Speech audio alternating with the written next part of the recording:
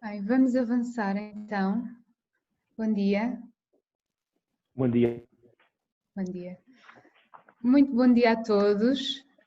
Sejam bem-vindos a esta segunda conferência online no âmbito da nossa iniciativa Act for Nature Portugal, portanto, a esta segunda conferência Empresas pela Biodiversidade. Eu pedi a todos que mantivessem os vossos microfones desligados. Devo informar que a sessão vai estar a ser gravada. Peço que utilizem o chat para colocarem eventuais questões, deixarem comentários e pronto, e agora sem mais demoras passo a palavra ao nosso anfitrião, secretário-geral do BCSD Portugal, João Menezes, que irá fazer a nota de abertura e dar as boas-vindas a todos também. Obrigado, Mafalda. Bom dia então, bem-vindas e bem-vindos a esta segunda conferência online, Empresas pela Biodiversidade do BCSD Portugal. Como se recordarão aqueles que estiveram presentes, a primeira conversa, ou a primeira conferência Empresas pela Biodiversidade teve lugar há cerca de 2 meses e serviu na altura para lançar publicamente a iniciativa Act for Nature Portugal. O Act for Nature Portugal, recordo também, constitui uma réplica do Act for Nature International, que foi lançado em França em 2018 pela associação EP, Entreprise pour l'Environnement, que é uma congénere, a nossa congénere em França, membro também da rede global do WBCSD, do World Business Council for Sustainable Development, e este projeto Act for Nature em França agrupou em 2018, no seu arranque, dezenas de multinacionais francesas. Ora, nessa primeira conferência que nós fizemos há cerca de 2 meses, para lançar o Act for Nature a Portugal, procurámos debater nessa ocasião o que é que de melhor está a ser feito, quer em Portugal, quer no mundo, pelas empresas no domínio da preservação e da valorização da biodiversidade e do capital natural, e nessa altura, agora há 2 meses, apresentámos os 10 compromissos comuns a que se comprometem as 15 empresas que integram o Act for Nature Portugal desde a sua gênese. Muitas outras se juntarão no futuro, isto é um compromisso para a década, o Act for Nature Portugal, mas temos 15 desde o seu arranque e no dia 25 de setembro, há cerca de 2 meses, como digo, nós apresentámos em conjunto aquilo que são os compromissos coletivos e debatemos este tema genericamente, o que de melhor está a ser feito. Desta vez, nesta segunda conferência, vamos debater mais especificamente os processos e desafios à integração da biodiversidade nas estratégias e operações das empresas, portanto vamos ter uma discussão que, não sendo técnica, é mais específica, e daremos também, com grande satisfação, a conhecer aquilo que são os compromissos individuais destas 15 empresas que integram o Act for Nature Portugal, ou seja, para além de 10 compromissos coletivos, todas têm que assumir compromissos individuais. E esses compromissos individuais, dizer também, vão ser tornados públicos esta manhã numa publicação que vamos lançar com esta conferência chamada Empresas pela Biodiversidade. Ora, qual é o programa que vamos ter até à 1 da tarde? Vamos começar por ter, e agora numa sequência cronológica, vamos começar por ter um vídeo, uma mensagem vídeo da Marina Grossi, a seguir eu fazer esta abertura. A Marina é presidente da CEBETS, que é o nosso congénere no Brasil, que é um país, obviamente, onde o tema da biodiversidade é um tema decisivo. Depois temos o gosto de ter connosco, para uma intervenção seguida de debate, de um curto debate, o professor Henrique Miguel Pereira.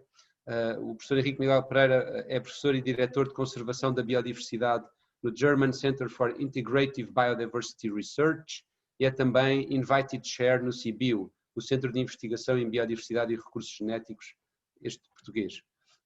Depois desta intervenção e debate com o professor Henrique Miguel Pereira, temos então um painel com a presença de 5 das 15 empresas do Act for Nature Portugal, destas que subscrevem o Act for Nature desde a sua gênese, e aí temos o gosto de ter connosco o Miguel Salema Garção, que é diretor de Comunicação, Sustentabilidade e Marketing no BTT, também a Sara Goulart, que é Environment and Climate Deputy Director na EDP, a Miriam Mascarenhas, que é Laboratory and Quality Manager na Herdade dos Grus, e portanto, como vemos, já há aqui 3 indústrias muito diferentes. Depois também o Fernando Ventura, Head of Efficiency and Innovation Environmental Projects no Grupo Jerónimo Martins, outra indústria, e por último, uma quinta indústria diferente, a Paula Guimarães, responsável de sustentabilidade da Navigator Company. No final da sessão, já mais a chegar à 13h, teremos ainda a Mafalda Evangelista, minha colega, que abriu hoje e que me passou a palavra, que nos vai dar conta do que é o calendário do Act for Nature Portugal para 2021, que, como digo, se vai estender depois ao longo da década, mas vamos ver quais são os desafios para o ano que vem. A todos os oradores e oradoras e participantes nesta conferência, e também, obviamente, à rara, incansável e extraordinária equipa do BCSD Portugal, o meu obrigado sentido. Antes de arrancarmos, antes de passar a palavra ao professor, antes de começar todo o programa, eu devia dar umas palavras, dizer meia dúzia de palavras de enquadramento sobre este tema da biodiversidade, mas porque temos já pouco tempo e porque há pessoas na sala bem mais interessantes e sábias, eu vou só lembrar 3 ou 4 tópicos que todos partilhamos certamente. Primeiro, para dizer que, como sabemos, estamos a perder biodiversidade a um ritmo tão galopante que a 6ª extinção em massa de vida na Terra já começou. Em 550 milhões de anos de vida, tivemos 5 extinções em massa, a última delas ocorreu, a quinta, ocorreu há cerca de 66 milhões de anos, e foi nessa 5ª extinção em massa que se extinguiram os dinossauros e já agora também cerca de 70% da vida na Terra. Bom, a diferença desta 6ª extinção em massa para as outras 5 é que pela primeira vez é provocada por nós esta extinção, é a primeira de todas elas em que nós somos, supostamente a espécie mais inteligente e o impacto que estamos a ter no planeta, somos a causa desta 6ª extinção em massa em 550 milhões de anos de vida na Terra e por isso ela é denominada de antropoceno. Por sermos nós a origem, não é nenhuma causa externa, somos nós. A segunda nota para dizer que isto de agirmos como serial killers da natureza, como diz o Harari, citando esta guerra aberta que temos mantido com o planeta nas últimas décadas, como bem lembrou recentemente o secretário-geral das Nações Unidas, se quisermos, não é só nas últimas décadas, é desde a Revolução Industrial, é uma péssima ideia por vários motivos. E desde logo, por vários motivos, mas desde logo porque metade do PIB mundial assenta diretamente, depende diretamente de recursos materiais, de recursos naturais, quero dizer, e esses recursos naturais são aqueles que compõem os produtos do uso cotidiano, as casas, os carros, os telemóveis, os computadores, a roupa, os medicamentos, a alimentação, ou seja, são minérios, são metais, são combustíveis fósseis, é biomassa, a maioria dos quais ou têm processos longos de renovação ou são finitos, minérios, etc., são finitos. Há um estoque e, portanto, quando acabarem, acabaram. Ora, num planeta morto ou moribundo, obviamente não há economia nem há empregos. Recordo, metade do PIB mundial depende diretamente de recursos naturais. Depois temos, para além de que todo ele depende dos serviços de ecossistema. Depois, terceira nota, dizer, estou a concluir, que em Portugal este ano atingimos o Overshoot Day no dia 25 de maio. Ou seja, para acomodar os nossos estilos de vida portugueses e o nosso modelo de desenvolvimento seriam necessários mais de 2 planetas Terra. A nível global, se quisermos, atingimos o Overshoot Day antes do dia 31 de dezembro, desde a década de 70. Ou seja, isto quer dizer que desde há 50 anos que nós estamos a viver a crédito das gerações futuras, desde há 50 anos que nós precisamos de mais do que um planeta Terra para acomodar os nossos estilos de vida. Ora, a má notícia é que obviamente só temos um planeta e a má notícia também é que emigrar para Marte não é uma solução, como sabemos. E por último, só recordar um provérbio indo-americano que julgo que todos também terão presente e que nos lembra que nós não herdamos a terra dos nossos pais, nós pedimos-la emprestada aos nossos filhos e é bom que tenhamos sempre isso presente. Sem mais demoras então, eu pedia aqui à equipa do BCSD Portugal que iniciasse o vídeo da Marina e depois então teremos a intervenção do professor Henrique Miguel Pereira. Obrigado. Olá, parabéns aí a todos que estão participando da conferência, a segunda conferência de empresas pela biodiversidade. Infelizmente eu não consigo estar ao mesmo tempo aí com vocês, mas queria deixar o recado do Brasil e agradecer ao convite do João e da Inês. Aqui no Brasil também a gente tem tido um histórico em conjunto com vocês e também com o Old Business sobre a questão da biodiversidade. Então começou lá no Old Business, né, a Lisbon Declaration, que foi uma ideia do João para que a gente engajasse todas as empresas na questão da biodiversidade, e eu acho que essa pandemia só ressaltou a importância disso, a evidência de que a gente tem que preservar, né, de que a gente tem que produzir preservando, né, restaurando a biodiversidade, e que é bom para os negócios. Então, qual a dependência que os negócios têm da biodiversidade, que nós temos da biodiversidade, né, e qual o impacto que a gente tem, são todas as questões que a gente tem conversado cada vez mais. O engajamento de vocês aí, a assinatura de vocês no Act for Nature, que vocês estão começando esse ano, que está embaixo da Lisbon Declaration e da umbrella do Old Business também, a gente fez iniciativas parecidas aqui no Brasil também de compromisso com a biodiversidade.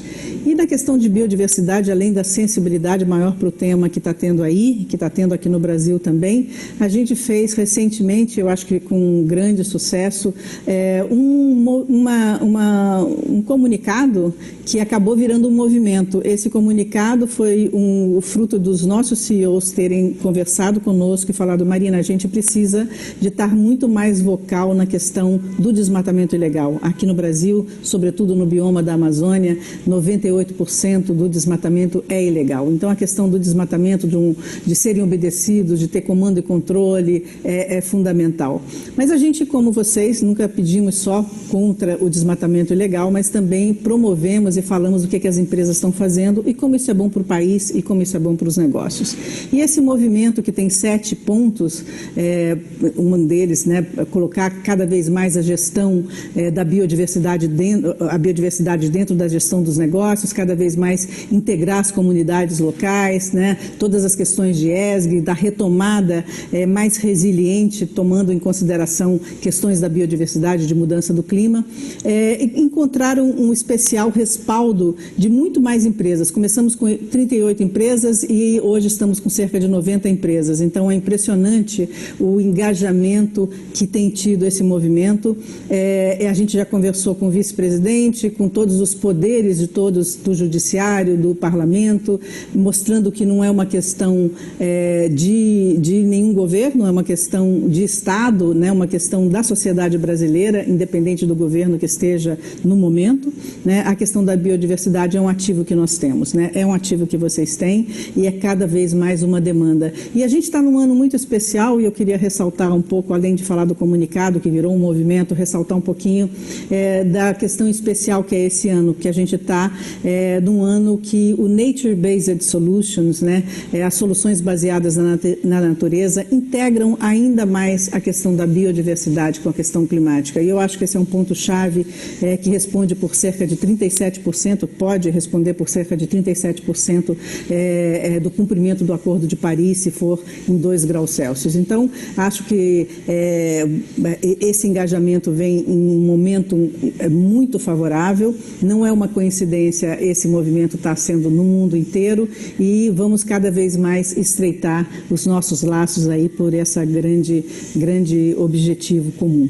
Muito obrigada a todos e um ótimo dia de trabalho. Muito bem, muito bem. Então, sem mais demoras, dizer que a Marina Grossi, mais uma vez, é a responsável pelo nosso congénero no Brasil, equivalente ao BCSD Portugal no Brasil, e o professor Henrique Pereira, sem mais demoras, passava-lhe então a palavra para uma intervenção inicial, à qual seguirá um debate que eu procurei de algum modo mediar, digamos assim, lançando o desafio aos presentes da sessão para que coloquem questões por via do chat. Muito obrigado. Ok, vou tentar aqui partilhar o meu ecrã, mas primeiro tenho que ser dada autorização a partilhar. Vamos ver se eu consigo, já consigo.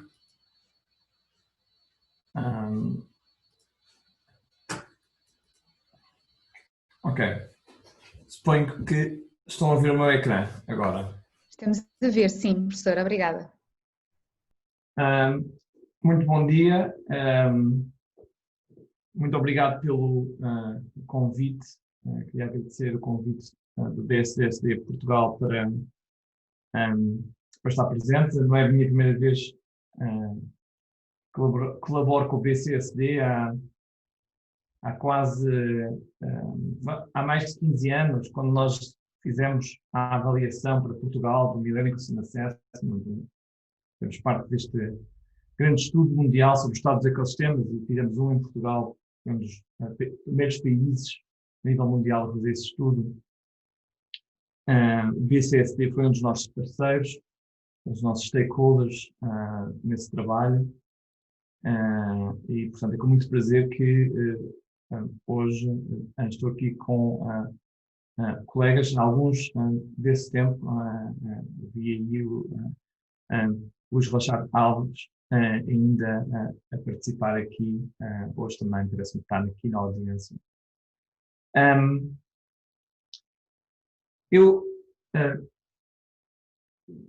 preparei uma palestra sobre alguns dos trabalhos que nós fazemos aqui no meu grupo, tentando olhar para as ligações entre a economia e a biodiversidade, porque achei que isso seria útil neste contexto do papel das empresas, não só na conservação, mas também na promoção e valorização da biodiversidade. Como o João Menezes já referiu, eu estou entre o IDIV em Leipzig, na Universidade de Halle, e o CBU na Universidade do Porto, onde tenho uma cátedra convidada. E o trabalho que eu vou apresentar é feito com colaboradores em ambas as instituições. Este primeiro slide que eu tenho aqui é um slide que alguns de vocês podem reconhecer e gosto de dizer com motivação porque nos diz há quanto tempo é que nós estamos preocupados com estas questões da biodiversidade. Este é um slide de Foscoa,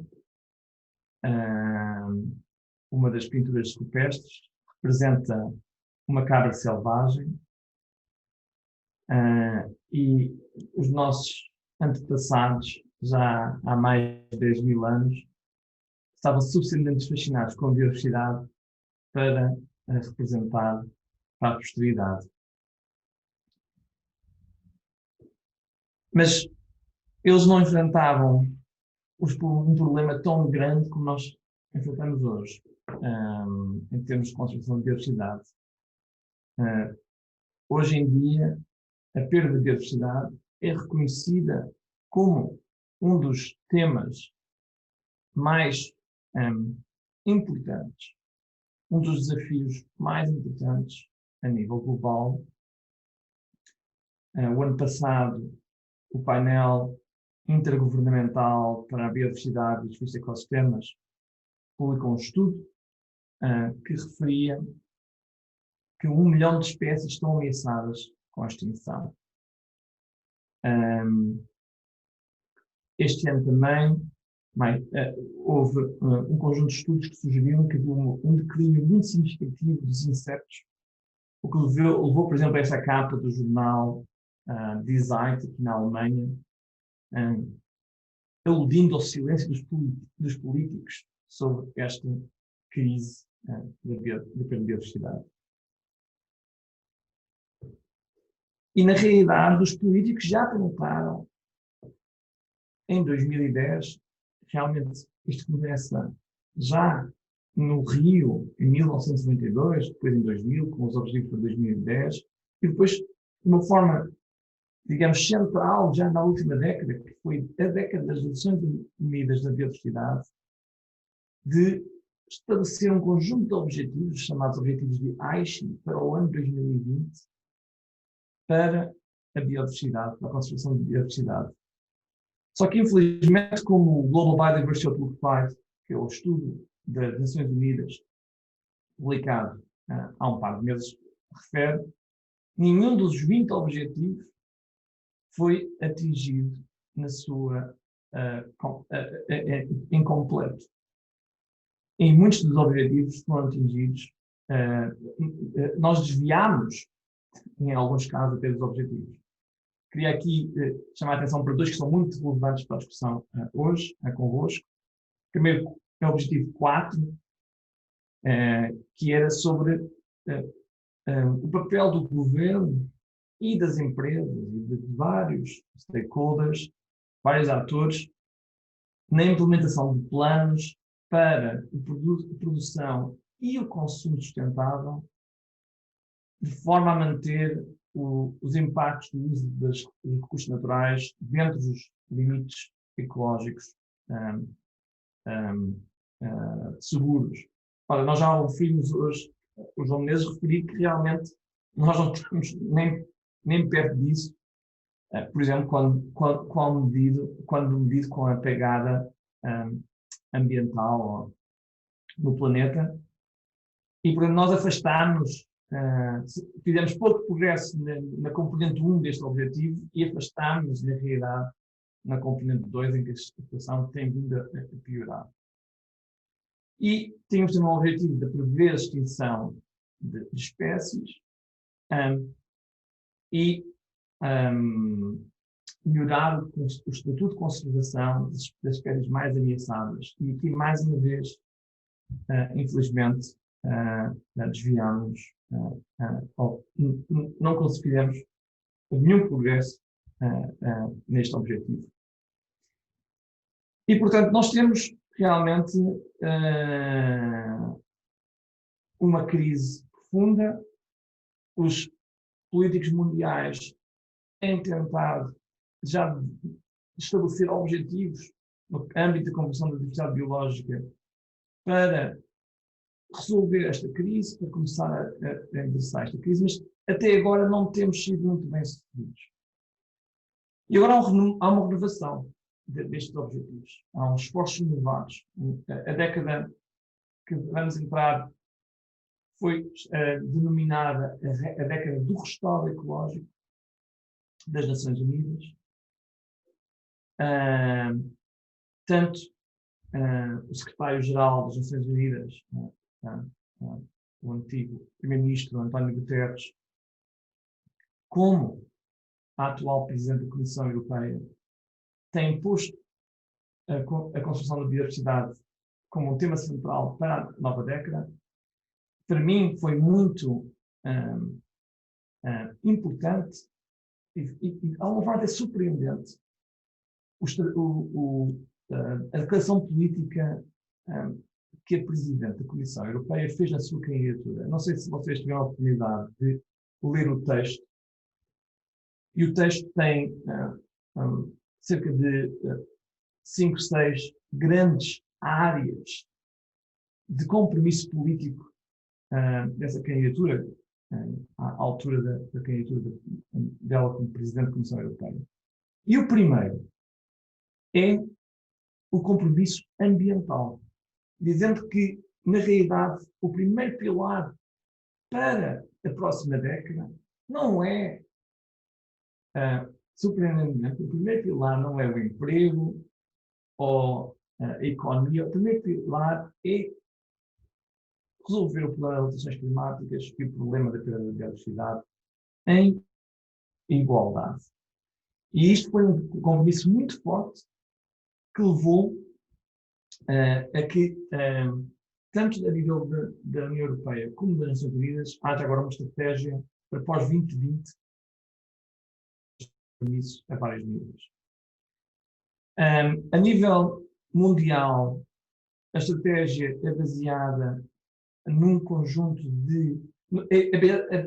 tem como objetivo atingir uma visão de viver em harmonia com a natureza, com um conjunto de objetivos e marcos miliares em 2030, e um conjunto de objetivos que se chamam objetivos orientados para a ação, que nos põem numa trajetória para estes marcos miliares. Esta estratégia não devia ter sido aprovada em outubro em Kunming, na China, mas devido à pandemia, que tem também uma relação forte com a forma como nós estamos a degradar os ecossistemas, devido à pandemia, foi adiada para as negociações finais para o próximo ano, Esperemos que seja aprovado no próximo ano. Mas isto é mais ou menos, estão aqui a ver algum texto neste slide com X%, é porque isto está em negociação entre os países, os digamos, valores exatos destas, do lado direito. Eu selecionei um par de milestones que são importantes, tendo a ver com a integridade dos ecossistemas naturais e o número de espécies sobre o qual o estatuto de ameaça vai ser reduzido, ou seja, o estatuto de conservação vai ser melhorado. E do lado esquerdo selecionei 2 objetivos que são muito relevantes para as empresas. Um é o objetivo de reduzir os impactos negativos na biodiversidade. Aqui está em 50% de parentes, quer dizer, estes parentes retos, se vocês têm, aqueles que entre vocês estão familiares com as negociações das Nações Unidas, os parentes retos são utilizados quando ainda não está acordado o valor, ou acordado o termo. Portanto, isto não está acordado, vai ser 50%.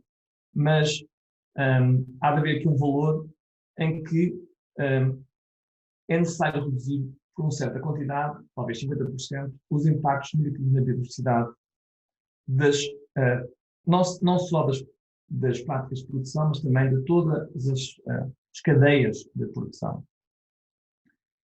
E também eliminar padrões não sustentáveis de consumo até 2030. E aqui neste lado da valorização, assegurar que toda a gente valoriza a biodiversidade e que faz escolhas apropriadas em relação a esses valores. A estratégia europeia, na qual teve um papel muito importante o antigo secretário de Estado do Ambiente, Humberto Rosa, que é hoje o diretor-geral de Capital Natural a nível da Comissão Europeia, tem 4 elementos também: proteção da natureza, permitir ou estimular transformações profundas na sociedade, restauro da natureza e o papel da União Europeia numa ambição global para a biodiversidade. Tem uma área de Business for Biodiversity, uma continuação ou um reforço do papel das empresas na biodiversidade na Europa. E, portanto, vai haver uma nova iniciativa no próximo ano a nível europeu em Sustainable Corporate Governance, ligando à biodiversidade. E, por outro lado, isto é muito importante, há o objetivo de haver uma política de comércio que sustente uma transição para uma economia mais sustentável ao nível global, com uma série de ações que estão detalhadas neste plano europeu e que vão ser detalhadas com mais detalhe no próximo ano, num plano de ação que a Comissão está a preparar em relação à estratégia europeia para a biodiversidade após 2020. Como eu disse, a Europa, com esta presidência da Comissão Europeia, com a nova Presidente da Comissão Europeia, pôs como prioridade ter este plano para a biodiversidade após 2020 nos primeiros 100 dias da Comissão e de forma a ainda influenciar as negociações globais da Convenção da Diversidade Biológica que eu vos mostrei no slide anterior, que era esta negociação enquanto a estratégia para a biodiversidade já foi proposta e adotada pelo Conselho Europeu. Ora, e qual é o desafio para fazer isto? O desafio para fazer isto é que, se nós olharmos para a última década e temos neste momento um conjunto de artigos a olhar para esta questão, incluindo com colegas da China, o principal problema foi não nos objetivos. Os objetivos eram ambiciosos e eram bastante sistemáticos, desde os drivers aos benefícios da biodiversidade, mas o problema esteve na implementação. Não temos bons mecanismos de implementação, tanto a nível nacional como a nível subnacional. E é claro, olhando para os últimos 10 anos, que para resolver o problema da implementação, que tem que ser a várias escalas, a vários setores, envolvendo vários atores, é necessário usar a melhor ciência que temos atualmente, o melhor conhecimento científico. A ciência não dá todas as respostas e não prescreve necessariamente o que se pode fazer para resolver os problemas, mas fornece soluções e evidências para os decisores a todos os níveis poderem fazer a sua tomada de decisão no sentido de melhorar a condição de vida das pessoas e a biodiversidade. Nós identificamos 3 passos essenciais que os decisores têm que tomar. O primeiro passo, temos que identificar quais são as ações, setor a setor. Cada empresa, cada ator tem que identificar as ações que vão contribuir para estes objetivos que eu estava a referir, tanto a nível europeu como global. Este tipo de identificação das ações que podem contribuir para esses objetivos não foi feito no plano anterior. Não houve um esforço de identificar estas ações, dizer esta ação vai contribuir para este objetivo.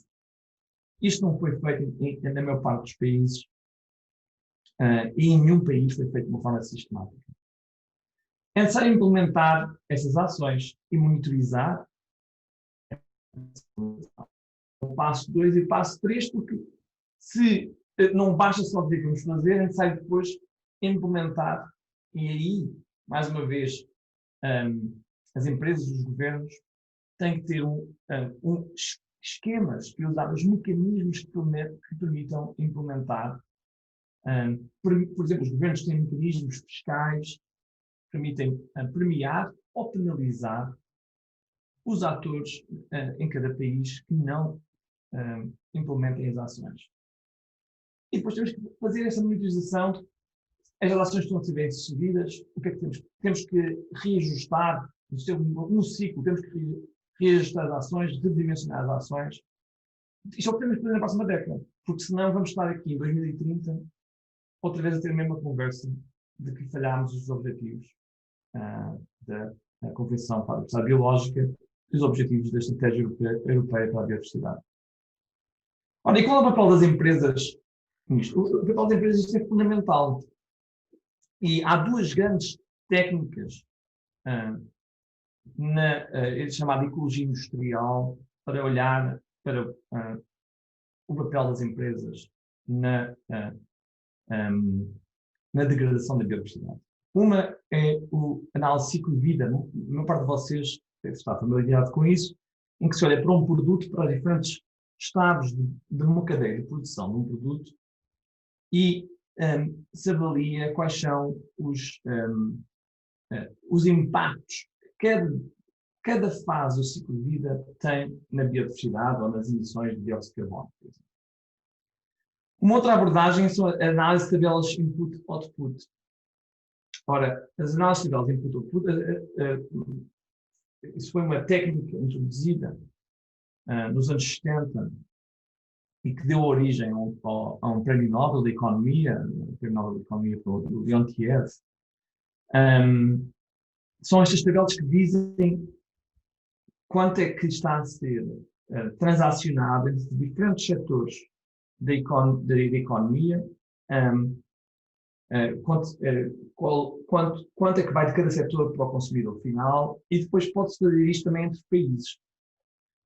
E estas tabelas podem ter uma coisa chamada de extensões ambientais, em que se sabe quanto é que, por exemplo, a produção agrícola de milho numa certa área, quanto à água que utilizou, quantas emissões de carbono que teve, ou, como vou mostrar, qual foi o impacto em termos de biodiversidade, qual foi a pegada de biodiversidade que essa produção por hectare de milho teve. E depois, sabendo quem é que comprou milho para fazer o quê, não é? As padarias que compraram milho, ou os produtores de gado que compraram milho, seguindo estas transações entre os diferentes setores da economia, podemos avaliar a responsabilidade ambiental dos diferentes setores da economia nos impactos na biodiversidade.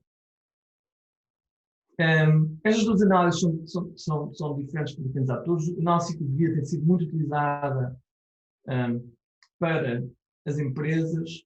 As análises regionais são mais úteis, normalmente, para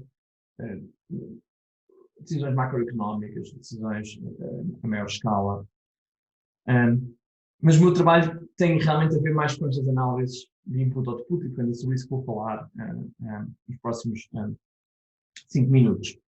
Nós fizemos um trabalho num contexto de um projeto europeu em que colaborámos com vários parceiros com diferentes especialidades em juntar precisamente um modelo económico baseado nestas tabelas input-output com um modelo dos impactos de diferentes usos do solo na biodiversidade. E com esta combinação podemos estimar o impacto não só das atividades de produção, mas também do consumo. E o que é que nós encontramos? Bem, quando nós mapeamos, isto é a nível global, nós fizemos isso para todos os continentes, com uma base de dados chamada, com esta input-output table que usamos é o MRO, do Exiopol. E o que nós encontramos é que, do ponto de vista dos vários setores, em termos de land use, em termos de uso do solo, com impactos na biodiversidade, o setor com mais impacto é a produção de gado. E em que continentes? Bem, em termos de impactos diretos, é no centro, na América Central, a Sul da América e em África. Se vamos por aí abaixo, o segundo setor mais importante são o setor dos cereais, o terceiro são as oilseeds, que têm a ver, por exemplo, com a produção de óleo de palma, para biocombustíveis, por exemplo, mas não só. O que nós começamos a ver é que o setor alimentar, a alimentação e, em parte, o setor florestal tem grandes responsabilidades nos impactos a nível de produção. Comparar o que aconteceu em 2001 e 2011, eram os dois momentos que nós tínhamos, e nós vimos que o setor que está a crescer mais depressa em termos de impacto, o setor dos sementes de óleo, e corresponde realmente a um crescimento muito substancial de áreas para biocombustível em algumas partes do sudoeste asiático, por exemplo. E que vemos aqui nesta zona Asian-Pacífica em azul, portanto, são áreas que aumentam muito o impacto deste setor, e também em algumas áreas da América Central e do Sul, mas aí pensamos que tem a ver mais com o crescimento de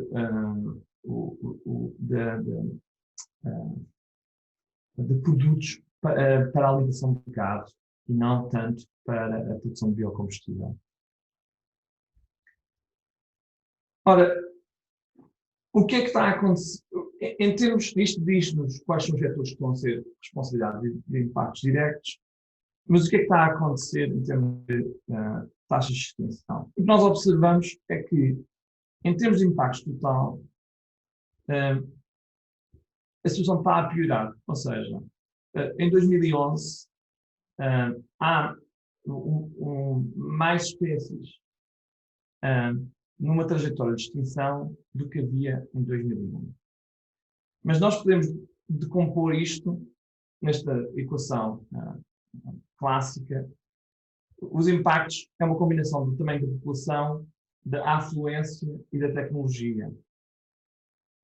E o que nós vemos quando olhamos para esta combinação vemos o seguinte, é que apesar dos impactos por unidade de PIB, os impactos por dólar ou por euro da economia mundial estarem a diminuir. Ou seja, a economia de alguma forma hoje produz mais valor a nível global usando menos recursos por output económico. Na realidade, com o crescimento populacional, que esta barra para cima, a laranja, e com o crescimento da economia per capita, estes ganhos tecnológicos que nós temos, que estamos a ter representados nas barras azuis, não são suficientes para compensar para o crescimento populacional e para o crescimento total da economia. Portanto, de uma forma geral, os impactos na biodiversidade estão a aumentar a nível global. E isto é que é o nosso grande drama. Ou seja, esta transição para uma economia verde mais sustentável está a acontecer, mas não está a acontecer a uma taxa suficientemente rápida para compensar o crescimento do consumo e o crescimento da população mundial.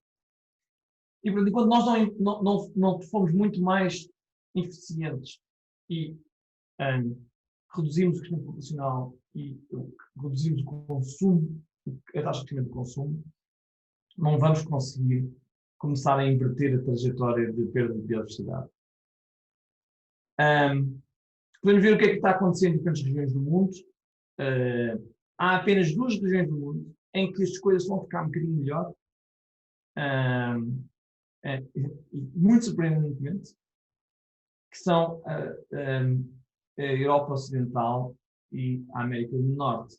Mas vão ficar um bocadinho melhor, mas ainda são muito más. Já vos vou mostrar porquê.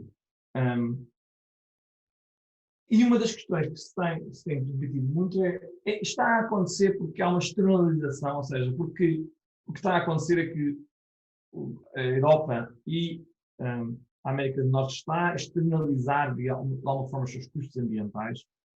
E, portanto, para fazer isto é necessário usar estas tabelas input-output e temos aqui uma análise do que está a acontecer na América do Norte e na Europa Ocidental. Comecei em 2001.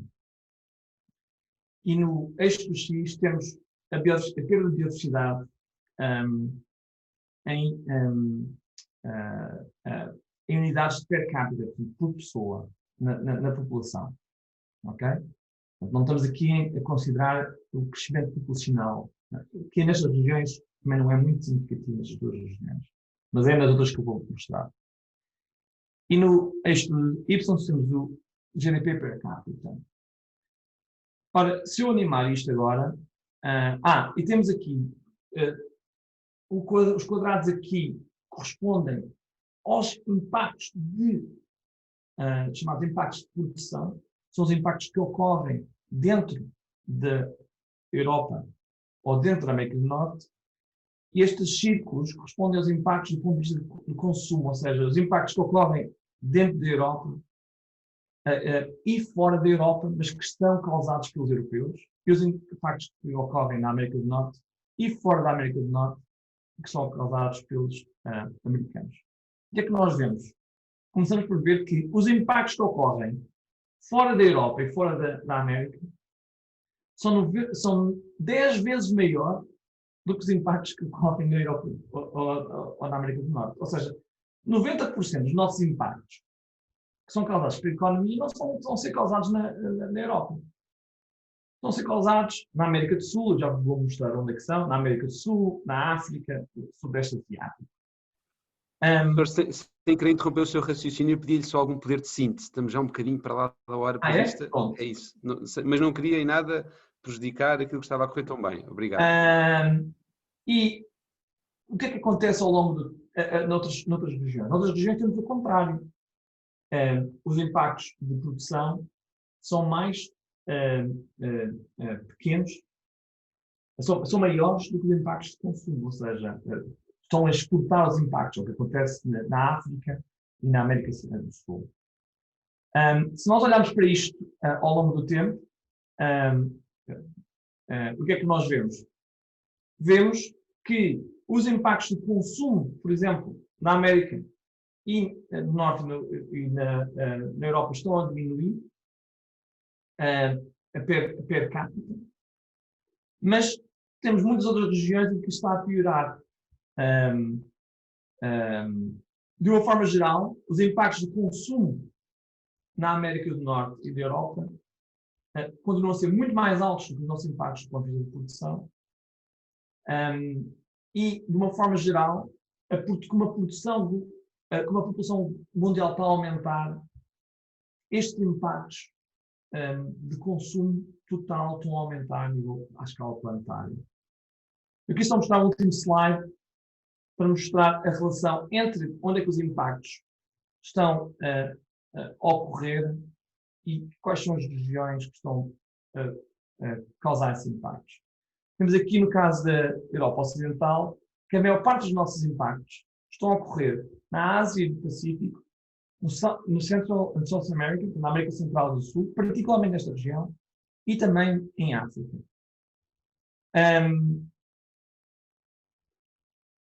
Em 2011, a situação mantinha-se de alguma forma para a Europa Ocidental, com uma novidade, é que o Pacífico e a Ásia, em particular pela China, está-se a tornar uma outra área como a Europa e a América do Norte. A China é cada vez mais a Europa e a América, como a Europa e a América do Norte, em termos de causar estes impactos. Portanto, nós não podemos resolver os problemas do consumo, os problemas da biodiversidade, sem olhar para o modelo de comércio e para o impacto na cadeia de produção completa, desde a produção ao consumo das nossas atividades. E se vamos resolver o problema da crise de biodiversidade, as empresas têm que olhar para estes impactos, não só nacionais, mas internacionais das suas atividades, particularmente as empresas multinacionais. Muito obrigado pela vossa atenção. Muito obrigado, professor. Também lamento, estamos sempre tão condicionados de tempo. Nós temos aqui uma série de questões, já estamos em horário de risco, mas eu não resisto a colocar-lhe aqui 2 ou 3 questões, às quais eu pedia uma resposta muito laminar, se possível. Não digo para sim ou não, mas o mais laminar possível, e peço desculpa aos participantes que colocaram questões, eu não vou poder cobrir todas elas, sob pena de prejudicarmos o painel seguinte. Primeiro, uma pergunta que é o seguinte: nós vamos ter, como o professor referiu, uma convenção sobre a diversidade biológica, a COP15, que foi adiada deste ano para o ano que vem, por razões que todos conhecemos, num contexto, como também referiu, em que temos que acelerar o ritmo de transição para a sustentabilidade, é absolutamente imperativo, não basta estarmos no caminho certo, é preciso acelerar o ritmo. Temos um Pacto Ecológico Europeu, grande compromisso, como bem referiu, desta nova Comissão Europeia. Temos agora um Pacto de Resiliência e Recuperação, ou um Programa de Resiliência e Recuperação, que foi também já mencionado por uma das pessoas presentes nesta conferência, como sendo um instrumento-chave de política pública na Europa. O que eu lhe perguntava, começava por perguntar, e depois coloco logo a outra questão de seguida, é: está confiante de que quer a COP15 sobre a diversidade biológica, que pretende chegar a uma espécie de Acordo de Paris, como sabemos o Acordo de Paris é sobre o clima, mas gostávamos, e essa é a intenção desta Conferência das Partes, chegar a um acordo equivalente para a biodiversidade. Por outro lado, temos um Pacto Ecológico Europeu, que é uma grande aposta da União Europeia para a década, e temos os outros planos que referi, para além dos instrumentos de política pública nacionais. Está confiante de que vamos entrar na rota certa, com novas medidas e ao ritmo necessário, porque referiu o acordo da Aichi e de facto não cumprimos aquelas 20 metas, como bem referiu. Se está confiante. 2, que tipo de medidas é que podem ser importantes? Eu aqui dou 2 exemplos, tem-se falado muito, de mercados de carbono, 2 de mercados de remuneração de serviços de ecossistema. Obviamente que é um tema que interessa às empresas, nas suas análises de investimento de médio e longo prazo. Se concorda ou não com essas medidas, e que outro tipo de medidas muito pragmáticas e de forma muito laminar é que vê poderiam de facto acelerar o ritmo de transição para a sustentabilidade. A outra questão são 2 questões no fundo colocadas pela audiência, digamos. Uma delas tem a ver com se considera ou não que a pandemia tem um impacto no cumprimento dos Objetivos de Desenvolvimento Sustentável, que é uma Agenda 2030, como sabemos, das Nações Unidas. Temos agora 10 anos derradeiros para os atingir. A pandemia teve ou não um impacto, nomeadamente naqueles que dizem respeito mais diretamente à biodiversidade. E uma outra questão no sentido, e todas elas se ligam, no sentido dos modelos de governança ou de governance. Precisamos ou não de novos modelos de governance. E, portanto, unindo todas, está confiante com estes novos instrumentos de política, que medidas concretas, e eu referi duas hipóteses, mercados de carbono e serviços de ecossistema, de remuneração. 2, que mecanismos de governance é que podem tornar eficazes essas medidas e que impacto poderá ter a pandemia na biodiversidade e designadamente nos ODS. Obrigado, assim para 2, 3 minutos, eu sei que é uma empreitada quase impossível, mas pedi-lhe um enorme esforço de síntese. Muito obrigado mais uma vez, professor. O que me dá bastante ânimo é, como eu disse, ver que a biodiversidade hoje é um tema central do discurso político. Isso não era o caso há 20 anos. Isso dá-me bastante ânimo. O que me levanta muitas preocupações é que nós podemos ter estes pactos todos, mas se não houver nada com dentes para realmente agarrar o problema, é tudo declarações de intenções, não é? E, portanto, até nós termos, e na estratégia europeia fala-se um bocadinho disso, mas não o suficiente. Até nós termos mecanismos de implementação que estejam a par com os discursos bonitos dos nossos líderes políticos, não vamos fazer muito progresso. E quais são os mecanismos evidentes? Se nós hoje implementássemos medidas fiscais a nível nacional que premiassem as empresas que reduzem os seus impactos de biodiversidade e penalizassem aquelas que têm impactos altos, eu não tenho nenhuma dúvida que nos próximos 10 anos iremos fazer grandes progressos. Nós calculássemos com a nossa ciclo de vida, com a MRO, os impactos das diferentes empresas e dizendo, bem, se queremos reduzir 50%, isso não, é que não basta ter um objetivo. Se não fizerem isso, não é? O IRC vai ser agravado, não é? Se nós, a nível internacional, tivermos mecanismos que também penalizem em acordos de comércio internacional os países que não gerem bem os seus recursos e que penalizem os países que têm grande responsabilidade em termos de impactos diretos, porque a Europa tem uma grande responsabilidade, como eu disse, na América do Norte, na América do Sul e na Ásia e em África. Se nós não tivermos mecanismos que, nos grandes acordos comerciais, responsabilizem os diferentes atores e que permeiam através de transferências de capital, por exemplo, transferências de capital entre os países que estão a usar os serviços de ecossistema ou a biodiversidade de outros países e os países que estão a exportar essa biodiversidade. Enquanto não houver mecanismos de implementação, nós não vamos fazer progressos significativos. Portanto, nesse aspecto estou muito cético, porque mecanismos de implementação, neste momento, são muito pequenos e não pode ser só declarações de boas intenções. E, portanto, enquanto não houver esses mecanismos, enquanto não houver uma... Professor, já agora, sem querer interromper, só porque surgiu esta questão muito laminar mais uma vez, os eco-schemes previstos na nova PAC, considera que são uma medida boa e suficiente dentro desses mecanismos, deste leque possível? A PAC tem sido muito controversa, a nova PAC tem sido muito controversa porque ficou muito aquém do que era expectável do ponto de vista da conservação da biodiversidade e dos mecanismos. Digamos que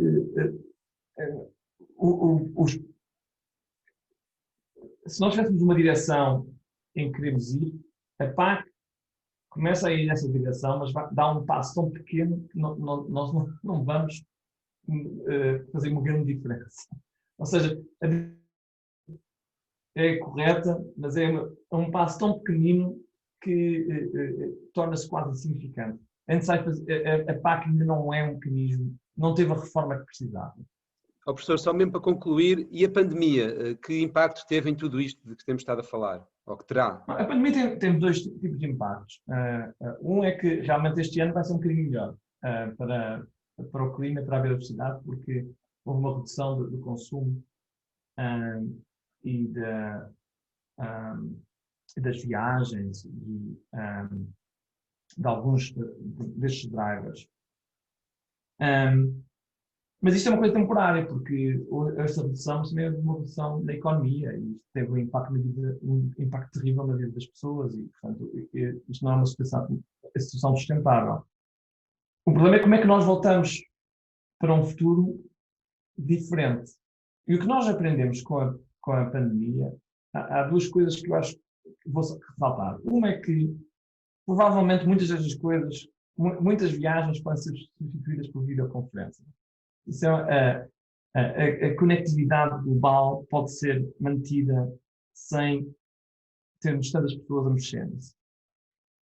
A segunda coisa é que, quando nós damos um bocadinho mais espaço à natureza, ela regressa. Houve um retorno da natureza em muitas zonas onde houve lockdowns, e que mostra como é que seria a vida se nós tivéssemos menos carros, se tivéssemos menos movimento, ou dessemos um bocadinho mais espaço para a natureza, nós chamamos rewilding. Se nós permitíssemos mais o rewilding também nas nossas cidades, como é que seria a natureza e a nossa vida? Eu penso que a conclusão é que seria bastante melhor.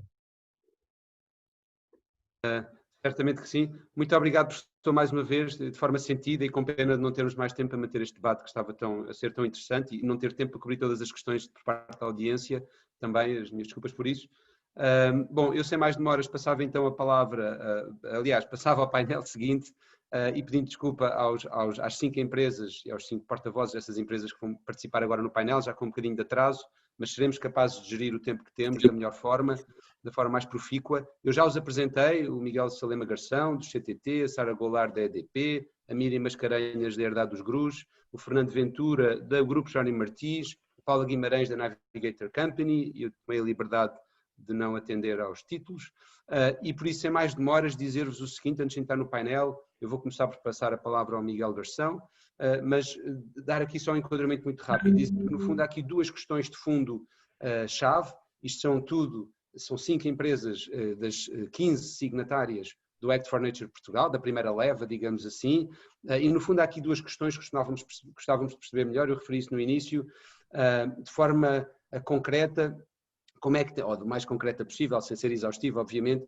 como é que tem sido a jornada da empresa, de cada uma destas 5 empresas, e como também já disse, são 5 indústrias muito diferentes, e empresas entre si também muito diferentes, mas como é que tem sido a jornada de cada uma, no sentido de integrar a biodiversidade nas suas estratégias, nas suas cadeias de valor, nas suas decisões de cotidiano ou estratégicas, enfim, quais têm sido os desafios, os principais sucessos até agora, e depois, e o que é que são também os desafios para a década de integração deste tema nas suas cadeias de valor, e depois, por outro lado, perceber mais especificamente porque é que assumiram este compromisso do Act for Nature, quer os comuns, quer os individuais, e o que é que acha que são os aspectos, o que é que acham que são os aspectos principais a retirar desta colaboração, deste projeto Act for Nature Portugal. Eu então, como digo, que é um projeto obviamente que pretende de forma colaborativa proteger e valorizar a biodiversidade, neste caso obviamente em Portugal, sendo ele já um projeto internacional.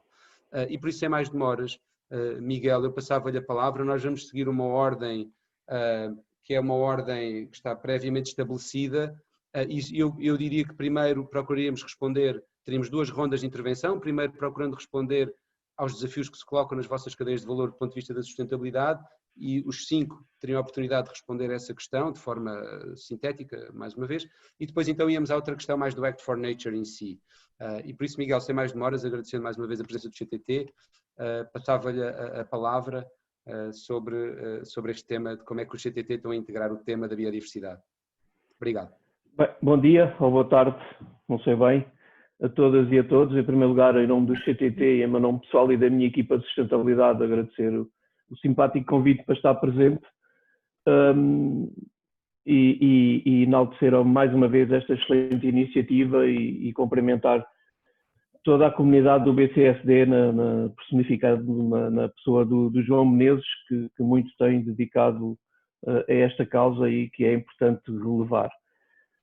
Como é que tem sido a jornada de intervenção da biodiversidade na estratégia do CTT, sendo o CTT claramente um dos motores de Portugal, e ainda agora durante o confinamento isso ficou provado, porque os CTT continuaram a laborar, tiveram o nosso exército de carteiros todos os dias da semana a percorrer as ruas do país e a rede de retalho aberta, uma empresa que está muito presente e que é claramente um player fundamental para a economia. Obviamente que as questões da sustentabilidade, nomeadamente nos seus 3 eixos, no ambiental, no económico e no social, têm uma importância extraordinária. Nós estamos conscientes do papel que temos e que desempenhamos na sociedade e na economia, e acreditamos na importância, obviamente, de promover a construção da biodiversidade e a proteção, nomeadamente, da nossa floresta. Estamos, como é público e conhecido, claramente empenhados em contribuir para que os objetivos comuns, nomeadamente do Action for Nature, sejam alcançados de forma a travar a perda da biodiversidade. Temos claramente um compromisso top-down de sustentabilidade e que é visível e transversal a toda a nossa organização, a todo o universo CTT, não só o CTT Casa-Mãe, mas também as empresas do grupo, nomeadamente o Banco CTT, a área Express, inclusive em Espanha, através da nossa área, a nossa empresa de CTT Express na área de Express Encomendas, e dedicamos especial atenção, digamos que à mitigação do impacto, embora que se possa dizer indireto, a atividade do CTT na biodiversidade, nomeadamente com um conjunto de iniciativas, uma delas a decorrer com a Quercus, por exemplo, que é a iniciativa Uma Árvore pela Floresta, em que promovemos regularmente estas iniciativas de responsabilidade social e cidadania empresarial, que visa, de alguma forma, participar ativamente na reflorestação da nossa floresta e contribuir para a criação de bosques mais sustentáveis e resistentes a incêndios. Temos também, naquilo que é, digamos que uma das bandeiras portuguesas, naquilo que é a arte da filatelia, um conjunto de emissões filatélicas dedicadas a estas temáticas da biodiversidade, da sustentabilidade, nomeadamente até das espécies ameaçadas. A arte filatélica portuguesa é constantemente premiada internacionalmente, é das mais ricas do mundo, e já temos um conjunto de emissões filatélicas relacionadas com a biodiversidade, e eu recordo-me que, salvo erro, que uma das primeiras remonta a 1971 e foi intitulada, salvo erro, e se não me engano, não quero errar, como a proteção da natureza. E este ano temos, por exemplo, emissões alusivas às raças autóctones em Portugal e outra dedicada ao Ano Internacional da Sanidade Vegetal, se não estou em erro. E depois também, como empresa de operações, como empresa que faz recolhas e entregas de correio e de encomendas, ainda mais agora com o crescimento do negócio online, do e-commerce, que é uma das nossas alavancas de crescimento, temos a nossa oferta verde e a frota eólica. Temos uma oferta carbonicamente neutra, através de um produto de correio, que é o Correio Verde, e toda a nossa oferta de expresso, que é uma área de negócio que, digamos, que está a sofrer um conjunto de transformação e de inovação, em que apostamos fortemente em custos adicionais para os nossos clientes, através, nomeadamente, também da logística inversa, de entregas verdes através da nossa frota. Nós temos, dentro daquilo que é a nossa atividade core, a maior frota elétrica do país, e inclusivamente já este ano, em um ano atípico para todos nós, num período de pandemia em que fomos confrontados com um inimigo invisível, já este ano lançámos aquilo que eu frisei anteriormente, o serviço Green Delivery, que está disponível para clientes empresariais e que permite entregas nos locais contratados de encomendas feitas em veículos elétricos. E estas iniciativas geram claramente um enorme contributo e uma enorme valorização para a comunidade, reforçam o envolvimento de todos os players que estão associados a esta cadeia da distribuição de uma maior proximidade, e ajuda também de alguma forma a potenciar um conjunto de iniciativas de sensibilização junto até não só do mercado, dos nossos clientes e do consumidor, mas também dos nossos colaboradores. E basicamente é isto, fomos desafiados também a reduzir um bocadinho encurtar o nosso tempo. Não sei se querem que aborde, João, não sei se quer que aborde já a questão dos desafios. Ou talvez na próxima ronda, agradecendo muito, Miguel, esta intervenção. Se há duas formas já agora pelas quais a biodiversidade entrou na minha vida em miúdo, uma foram e de todos nós, eu julgo, uma foram os programas ao domingo de manhã do David Attenborough e a outra foram os selos que mencionou, nomeadamente de Angola e Moçambique, com aquelas espécies extraordinárias, muito coloridos desses países. Bom, Sara, sem mais demoras, EDP, biodiversidade, cadeia de valor, por favor, a magia do costume, que só tu sabes. Bom dia, obrigada João, obrigada a todos, obrigada pelo convite. Este é um tema que me é particularmente caro pessoalmente, não só na EDP, mas nas funções que eu desempenho, é um tema que eu já levo há uns anos e que me apaixona e que me deixa sempre um bocadinho ansiosa de conversar, até pelo decorrer da conversa que tivemos aqui com o professor Henrique Pereira, porque os desafios são tremendos. Mas bem, vamos agora aqui ao Act for Nature, que é um gosto enorme vê-lo de pé, é um trabalho que já estávamos a desenvolver entre todos há algum tempo, e portanto foi um gosto quando conseguimos assumir estes compromissos públicos e agora os nossos compromissos individuais que estão também prontos. A razão pela qual nós estamos aqui, a biodiversidade para a EDP, isto lembrar que a EDP é uma empresa cujo negócio em Portugal já representa menos de 50%. Portanto, temos que ter aqui uma visão muito internacional, o que na segunda parte dos desafios poderemos abordar com mais pormenor, mas o tema do setor elétrico está um setor de atividade que sempre foi fortemente regulado. E aqui alertar para o papel que veio discutindo que as políticas públicas eram curtas, e de facto são, mas nós somos um setor que há muito tempo está bastante regulado nestas métricas e isso dá-nos uma sensibilidade acrescida para o tema. Eu acho que isto é muito importante para as empresas entenderem o tema e se aproximarem dela. Porque para as empresas, e agora numa visão muito egoísta, e esquecendo toda a dimensão ética e de responsabilidade que naturalmente ela existe, mas propositadamente, aqui a biodiversidade era um risco. Era um risco, claramente, um risco regulatório, um risco de relação de licença social para operar, um risco até pela incerteza do contexto e um reconhecimento muito profundo de um impacto real na biodiversidade. O nosso setor tem um impacto real, toda a parte, por exemplo, da distribuição é muito distribuída pelo território, toda a questão de áreas sensíveis e não sensíveis, porque uma atividade como uma hidroelétrica, ela está naturalmente construída em cima de áreas que, pela sua natureza, são de elevadíssima sensibilidade para a biodiversidade e, portanto, o tema dentro da empresa já é muito caro há muitos anos. Dito isto, o setor está numa enorme transformação.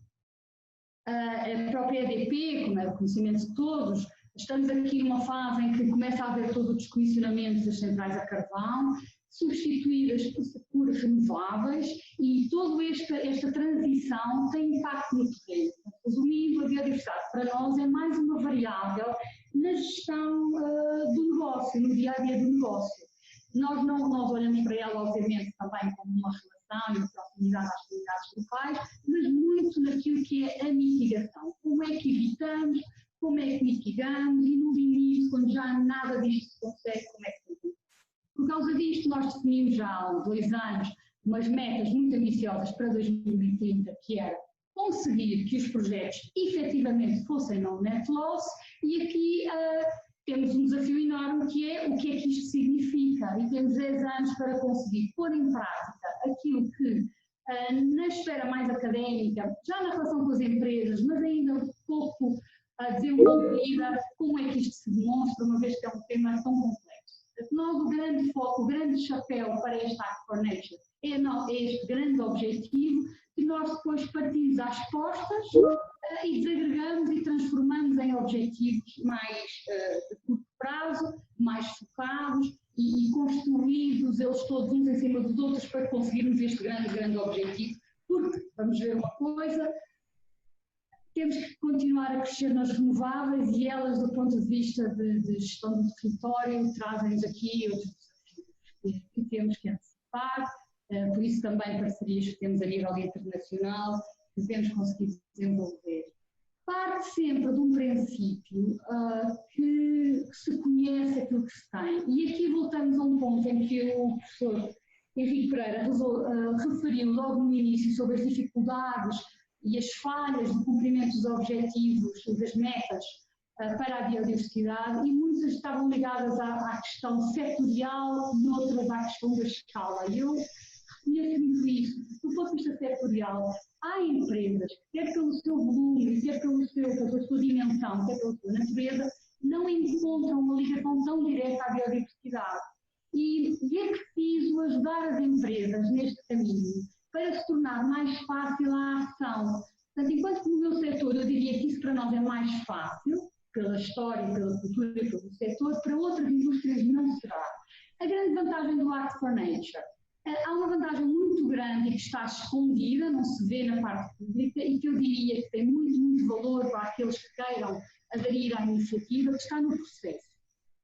Por trás daquilo que é visível, existe um conjunto de empresas que se encontra, que discute, que aprende, que encontra e ouve aquilo que são perspectivas no Advisory Board, que, tendo muitas fontes, muitas origens diferentes, olha para o tema de diferentes maneiras. E eu acho que é um momento para nós empresas também de grande aprendizagem. Isso é uma do valor que eu vejo aqui no Act for Nature, não só naturalmente o posicionamento de uma empresa, o seu compromisso, até para a gestão interna, para nós que trabalhamos na área, se quisermos estender a participação neste tipo de compromissos, ele tem valor porque nos ajuda depois a internalizar e a levar a avanço aquilo que é este compromisso, dar-nos força para agir. Isso também tem muito valor, mas eu aqui destacaria o processo porque, apesar de trabalhar nisto há muitos anos, todas as reuniões onde nós estamos, para mim é sempre fonte de aprendizagem e de interesse. E se calhar, João, porque o tempo é curto, eu deixava por aqui e continuo. Está bem.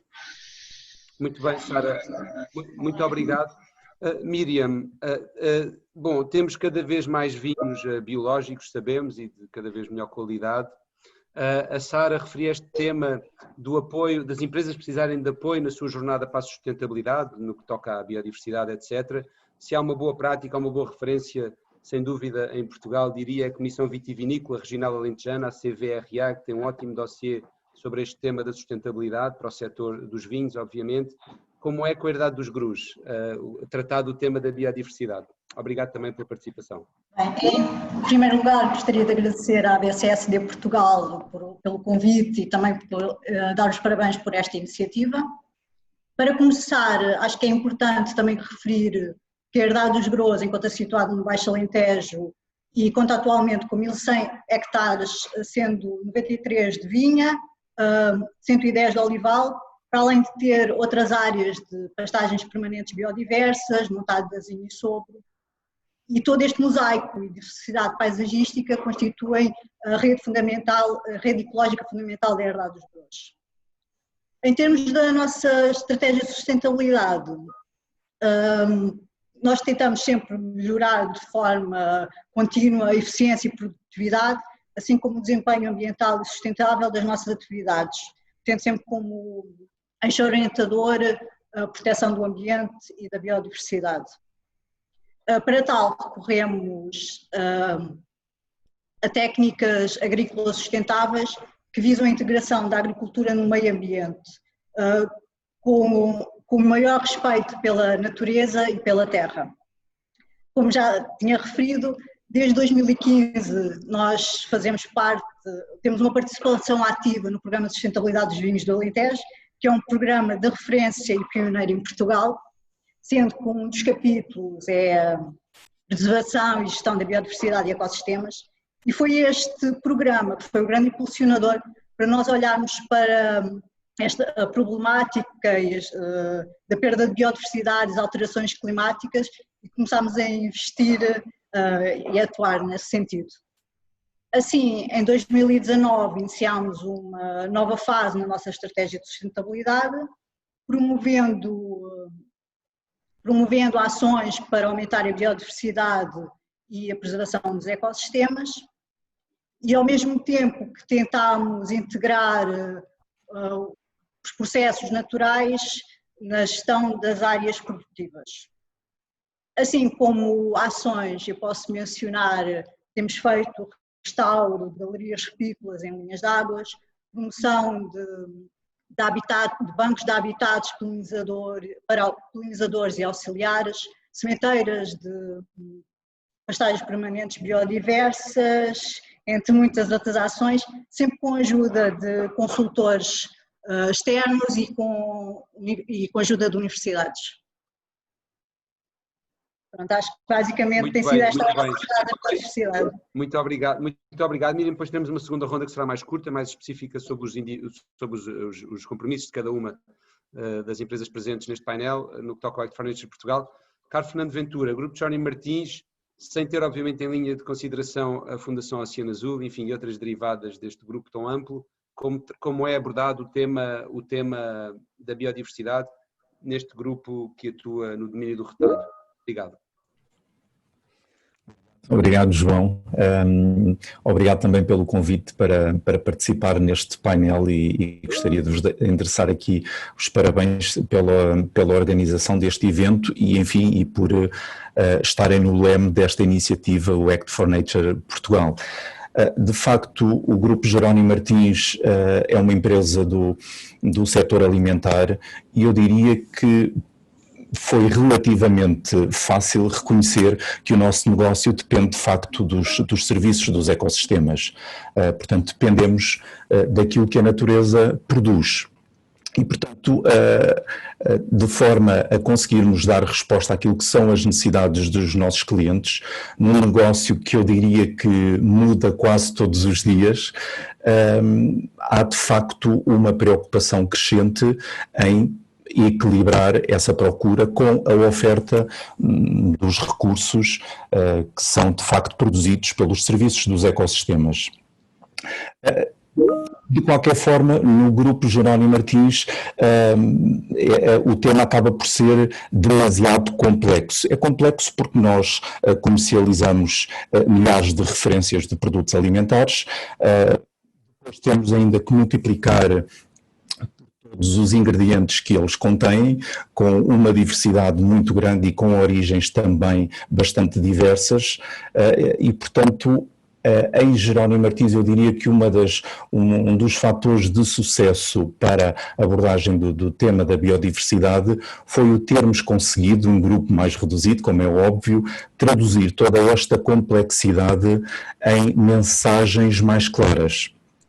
Portanto, para as áreas que são muito operacionais e que não estudam estes temas, como eu tenho que o fazer e as pessoas que trabalham comigo, de facto o tema da biodiversidade é muito complexo. E, portanto, eu diria que para as empresas que eventualmente estão a dar os primeiros passos ou que querem abordar este tema de uma forma mais sistemática, é importante envolver todas as pessoas dentro da organização, mas de facto há que ter este trabalho primeiro de tradução da complexidade e definição de prioridades, porque de facto a biodiversidade também abrange muitos serviços dos ecossistemas, e as prioridades variam de empresa para empresa e, portanto, há que também que identificar essas prioridades, traduzir a complexidade e depois identificar um caminho muito claro. Eu diria que esse foi o processo pelo qual nós passamos e continuamos a passar, porque todos os anos há temas novos. Mas isto também permitiu-nos duas coisas. Por um lado, começar a assumir determinados compromissos. E esses compromissos têm que ter sempre algo que é comum a todos eles, tem que ser materialmente relevante para aquilo que fazemos, para os nossos negócios e tem que estar também alinhados, portanto, com o negócio propriamente dito. E de facto, no nosso caso, em termos dos impactos na biodiversidade, eu diria que o professor Henrique Pereira traduziu isso muito bem. grande parte dos nossos impactos sobre a biodiversidade estão de facto na cadeia de abastecimento.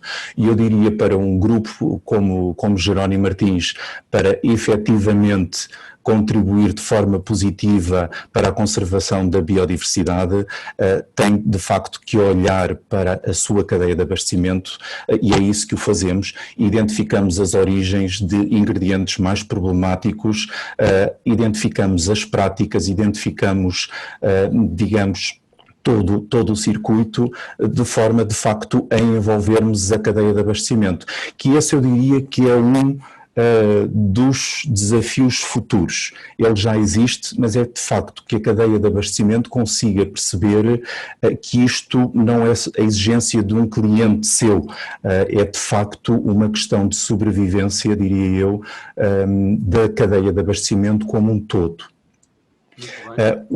Outro, só para concluir, outro dos desafios futuros é de facto o envolvimento do consumidor, porque o consumidor não está sensível para a maioria destas questões, quando está não consegue perceber como é que pode contribuir de forma eficaz ou ainda, que é a esmagadora maioria dos casos, não está disposto para pagar mais por algo, digamos, esteja mais em linha com aquilo que são as nossas preocupações, nossa sociedade de conservação da biodiversidade. Obrigado, Fernando. Muito obrigado. Paula, a Navigator Company está, ao contrário da Jerónimo Martins, bastante amontante na cadeia de abastecimento ou na cadeia de valor e não tem uma relação tão direta com o cliente final. E, portanto, é outro contraste, são outros desafios, certamente. E, portanto, a pergunta, muito diretamente, é como é que a Navigator navega o tema da biodiversidade. Obrigado. Obrigada, João. Em primeiro lugar, felicito o BCSD por esta iniciativa, por nos conseguir congregar, inspirar e agradeço também o convite que me fizeram para representar aqui a Navigator. Ora bem, nós não estamos tão próximos do cliente final, mas estamos muito próximos da natureza e é isso que nos inspira, é a nossa relação com a natureza. Como sabem, a Navigator tem um negócio integrado, desde a floresta, à pasta, à produção de pasta, de papel de impressão escrita, papel tissue para usos mais domésticos, higiênicos, produção de energia, mas lá está, no início desta nossa cadeia de valor tão diversificada, nós temos a floresta e é lá que estamos todos os dias, é lá que vamos buscar as nossas matérias-primas. Nós somos o maior proprietário e gestor de floresta em Portugal, portanto gerimos cerca de 108 mil hectares e portanto temos uma responsabilidade acrescida na maneira como o fazemos. A nossa jornada para a biodiversidade e a forma como definimos a nossa estratégia foi sendo um caminho que se vai trilhando, não tem princípio nem fim, e isto pode parecer estranho, mas o que é engraçado é que quando começámos aparentemente a percorrer este caminho, percebemos que não estávamos no ponto zero, porque gerimos floresta há muitos anos, chegámos à conclusão, quando decidimos começar a endereçar este tema de uma forma mais sistematizada, percebemos que já havia conhecimento internamente. Isto remonta a 2006, mais ou menos, quando começámos a preparar a empresa para a certificação florestal, a certificação do nosso modelo de gestão florestal, e percebemos que havia muito conhecimento interno, eventualmente até era engraçado porque os nossos técnicos florestais, cada um conhecia as espécies por um nome diferente, e foi muito engraçado este percurso. Nós começámos por trabalhar desde logo com a WWF, num projeto que visava identificar no nosso património áreas de alto valor de conservação, um requisito da certificação, mas também desenhar um modelo que fosse, e este foi logo um dos primeiros desafios, um modelo que fosse adaptado à escala, à dimensão do nosso património florestal e também à sua dispersão, porque nós gerimos o património florestal de norte a sul do país, do interior para o litoral. E, portanto, arranjar aqui um modelo que se adequasse, mas modelo também que tinha que ser capaz de acolher uma combinação de objetivos de produção e, portanto, objetivos de obtenção de rendibilidade, que é isso que todos os negócios querem, mas também capacidade de ter um impacto pelo menos neutro, mas tanto quanto possível positivo, na biodiversidade, nos valores naturais que existem no património que gerimos. E nós, neste património que gerimos, importa referir, não temos só floresta de produção, nós temos também uma série de remanescentes de habitats naturais e de áreas de floresta de espécies diversas. Portanto, o que fizemos foi começar, e o primeiro passo é sempre começar por conhecer, porque só conhecendo os valores naturais é que nós temos capacidade de os proteger e de os conservar ativamente. Portanto, começámos por trabalhar, como disse, com a WWF, evoluímos para um trabalho mais sistematizado que durou alguns anos com uma empresa especialista na área da conservação, e fomos montando o nosso processo, recolhendo informação, fazendo os nossos transetes, conhecendo a biodiversidade que existia em cada unidade de gestão. Imediatamente antes das nossas atividades, nós mapeámos os impactos potenciais na biodiversidade de todas as nossas atividades e todas as nossas operações. Desenvolvemos também guias internos com tudo aquilo que são habitats e espécies que potencialmente podem estar presentes nas áreas classificadas, sejam elas Rede Natura 2000, sejam pertencentes à Rede Nacional de Áreas Protegidas, e montámos uma estratégia de biodiversidade que incorporamos no modelo de gestão florestal. Portanto, a nossa jornada foi, precisamente por esta proximidade, foi no sentido de não fazermos a abordagem no sentido de termos um projeto ou outro emblemático, mas trazermos isto para o nosso dia-a-dia. E, portanto, atualmente nós temos plenamente estabilizada esta estratégia, que demorou 2 a 3 anos a ficar plenamente estável. Antes de cada atividade potencialmente impactante, nós fazemos uma avaliação prévia de todas as condicionantes, desde condicionantes legais até localmente a identificação da presença de espécies, habitats, da sua importância para a conservação, do seu estado de conservação no caso dos habitats, portanto temos uma escala de classificação e temos também um conjunto de medidas que fomos colecionando, passo a expressão, que são as necessárias para manter ou melhorar o estado de conservação destes valores naturais. E, portanto, nós, como disse, a estratégia foi no sentido de incorporar no modelo de gestão toda esta biodiversidade. Mas encontramos desafios pelo caminho.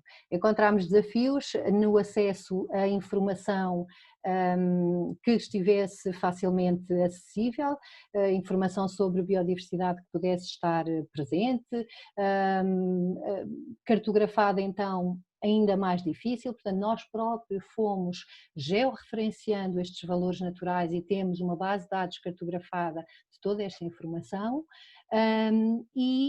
Sentimos também que muitas vezes nos faltava algum apoio local e alguma percepção desta necessidade de compatibilização de objetivos e, portanto, temos feito o nosso caminho, também procurando estar presentes em vários fóruns, partilhando conhecimento, procurando influenciar também a nossa cadeia de abastecimento através de projetos de fomento de gestão florestal que temos. Portanto, este tema da conservação é um dos temas que é abordado. A dada altura testámos a nossa estratégia de conservação aplicando a metodologia do protocolo do capital natural para percebermos se estávamos ao fim de mais de 10 anos de trabalho no terreno e de informação recolhida, se estávamos no bom caminho. Percebemos que havia realmente um bom alinhamento, mas percebemos também que o caminho, como disse no início, não tem um fim, ainda há caminho para percorrer, há aprendizagem para fazer, a aprendizagem tem que se fazer em conjunto e, portanto, é para aí que queremos caminhar. na certeza, porém, de que quando uma empresa gera património com esta dimensão e com esta polarização, digamos assim, em termos de paisagem, nós temos que ser capazes de perceber a importância de uma gestão agregada e da capacidade de conciliar ali objetivos, de envolver outras entidades localmente e à escala regional e, portanto, é este o caminho que temos feito, foi esta a nossa jornada e aqui estamos para continuá-la. Obrigado, Paula. Talvez sublinhar, de facto, o entusiasmo e a humildade ao mesmo tempo com que a Navigator, e na voz da Paula neste caso, vive o tema da biodiversidade. Dizer que é muito interessante ouvir empresas que mais do que serem sustentáveis, procuram até ter uma abordagem regenerativa, um modelo de negócio regenerativo, ou seja, ser nature positive, o que é ir um pouco além daquilo a que estamos habituados, e dizer também que as parcerias que a Paula refere são uma peça fundamental da transição para a sustentabilidade. Já vai o tempo, espero, em que a sociedade civil e as empresas eram adversários ou estavam em margens opostas. É muito importante que hoje os diversos atores, sociedade civil, empresas e outros, obviamente, públicos e não públicos, estejam integrados num fim comum e tenham de facto uma colaboração muito profícua e cotidiana.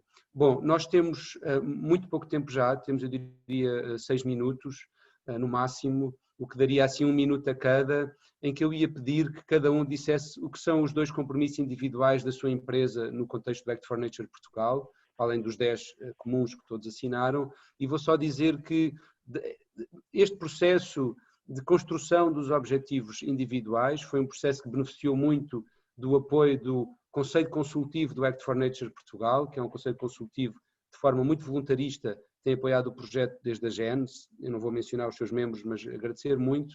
Dizer que este processo de construção dos objetivos individuais das 15 empresas foi um processo negocial, efetivamente. Dizer sem nenhum tipo de preconceito, se há uma coisa a que temos horror no BCSD Portugal é greenwashing, mas também na certeza e no conforto de saber que nenhuma destas empresas tem esse tipo de abordagem à sustentabilidade, mas o processo foi efetivamente um processo negociado e por isso foi algo moroso, tomou-nos estes 2 meses desde a primeira conferência e por isso é hoje com muito orgulho que nós divulgamos esta brochura com os compromissos individuais das 15 empresas e que eu passo a palavra a estes 5 portas-estandarte, em nome dos 15, digamos, para que cada um, e pedia de facto essa atenção, 1 minuto a cada, dissesse aquilo que são os seus compromissos no contexto do Act for Nature Portugal. Novamente, talvez começando pelo Miguel. Obrigado. Agradeço, até porque me dá jeito por questões de agenda. Muito obrigado. Eu acho que todos nós, enquanto indivíduos, mas também as marcas e as empresas, enfrentamos riscos colocados, nomeadamente pelas alterações climáticas, pela perda da biodiversidade, levando-nos a reforçar a necessidade, muitas vezes, de repensarmos como as empresas poderão, de alguma forma, ser motores e catalisadores das mudanças que se impõem, tanto ao nível social como ao nível ambiental. Digamos que em 2020 o top 5 de riscos globais identificados pelo World Economic Forum é composto maioritariamente por riscos ambientais e sociais, em detrimento daqueles habituais como os riscos económicos, enfim, os tecnológicos e até mesmo, poder-se-á dizer, os geopolíticos. Ainda temos, obviamente, um longo caminho a percorrer, mas tem sido notório o esforço de cada vez mais empresas, cada vez mais players assumirem um conjunto de compromissos e de iniciativas de programas de sustentabilidade, de responsabilidade social, de cidadania empresarial, alinhados com os objetivos do desenvolvimento sustentável das Nações Unidas. E nós no CTT temos estado a percorrer esse caminho. E o porquê de assumir compromissos com o Act for Nature Portugal? Qual a importância, digamos? Acreditamos claramente na importância de promover a conservação da biodiversidade, temos vindo a trabalhar nesse sentido e de forma transversal a todo o universo CTT, nomeadamente com a proteção da nossa floresta e é por isso que decidimos também assumir este compromisso. Estamos muito satisfeitos por ter aderido e empenhados de forma com muita vontade de partilhar e trabalhar estes objetivos comuns para podermos todos rever a perda da biodiversidade e fundamentalmente para, digamos que através daquilo que é a notoriedade também das nossas organizações, ajudarmos até a uma mudança cultural e também, de alguma forma, sensibilizar e cativar as novas gerações. E depois também, terminando, porque há um conjunto de estudos científicos recentes, e ainda ontem falava isso com a Maria José Rebelo, da sustentabilidade do CTT, que alertam que o planeta está a perder a biodiversidade a um ritmo alucinante, sem precedentes, e que esta assenta e se sustenta na prosperidade e bem-estar das espécies e de todo o meio envolvente, nomeadamente, inclusive, da espécie humana. E, portanto, os serviços dos ecossistemas refletem claramente os benefícios proporcionados pela biodiversidade, nomeadamente como os alimentos, a água, a regulação de inundações, até a erosão do solo, os benefícios recreativos em áreas naturais, como muitos outros. E, portanto, basicamente é isto, e para terminar, agradecendo obviamente o convite, saudar todos os colegas de painel, saudar todos aqueles que disponibilizaram o seu tempo para nos ver e ouvir, ou só para ouvir, e dizer que podem contar claramente com o CTT Correios de Portugal na componente da sustentabilidade dos seus 3 eixos, no económico, social e ambiental, porque isso está na gênese e do ADN da nossa empresa, e estamos obviamente dispostos, inclusivamente, a trabalhar em parcerias com outras empresas no sentido de potenciarmos cada vez mais estas temáticas tão importantes para a sociedade e para o mundo em que estamos envolvidos. Mais uma vez, em nome do CTT, em nome dos cerca de 12 mil colaboradores, o nosso muito obrigado. Muito obrigado, Miguel. Pronto, se quisesse tornar públicos aqueles que são os 2 compromissos individuais do CTT, teria aqui a hipótese de os dizer, antes de eu passar à próxima caixa postal, mas entendo que eu acho que os 10 compromissos comuns encontram de alguma forma alinhados com o nosso programa de sustentabilidade, e os compromissos individuais estão focados no continuar da sensibilização e comunicação, nomeadamente interna e externa, e também para os temas da preservação da biodiversidade e para o uso sustentável dos recursos. E temos um conjunto de iniciativas, comunicação interna regular aos colaboradores, ações de voluntariado, proteção da floresta, nomeadamente com a parceria que temos com a Quercus, e também uma política de compras responsáveis com um conjunto de iniciativas, nomeadamente à volta de tudo aquilo que são os stakeholders do CTT, no sentido de obtermos um conjunto de informação que nos possa cada vez mais, dia a dia, semana a semana, melhorar aquilo que é o nosso compromisso. Muito obrigado, muito obrigado. Sara, passava a ti as 2 medidas, compromissos individuais da EDP, dizer que a mensuração dos serviços de ecossistemas é algo que uma das pessoas da audiência acaba de dizer que é chave, sermos capazes de medir. Eu sei que a EDP tem feito esse esforço, mas não nos vamos desviar para aí agora, talvez depois no debate. O que é que são os compromissos individuais que a EDP assume no contexto do Act for Nature Portugal? Obrigado. Obrigada. Podemos falar sobre o assunto porque faz parte dos nossos compromissos. Voltando a referir novamente, nós temos um grande chapéu que é tentar assegurar um não net loss dos novos projetos até 2030. Não net loss entenda-se até net positive, tivemos aqui esta conversa, mas numa versão um bocadinho mais conservadora, que é um processo que, parecendo longo, fácil não é. Todos os compromissos individuais que temos aqui assumido no âmbito do Act for Nature são a declinação e o partir às costas deste processo.